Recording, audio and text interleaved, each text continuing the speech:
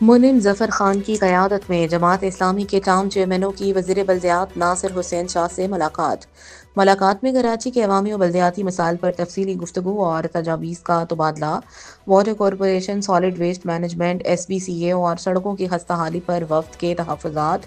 Sewerage نظام اور ٹوٹی سڑکوں کے فوری حل کا مطالبہ، ٹاؤنز کو فنڈز فراہم کیے جائیں۔ منم ظفر خان کا مطالبہ، اے ڈی پی اسکیموں میں ٹاؤن اور یو سی چیئرمینوں کو اعتماد میں نہ لینے پر اظہار تشویش، اربوں روپے ضائع، عوام سہولتوں سے محروم رہ گئے۔ سیف الدین ایڈوکیٹ نے وزیر بلدیات کو کراچی کے سنگین مسائل پر بریفنگ دی۔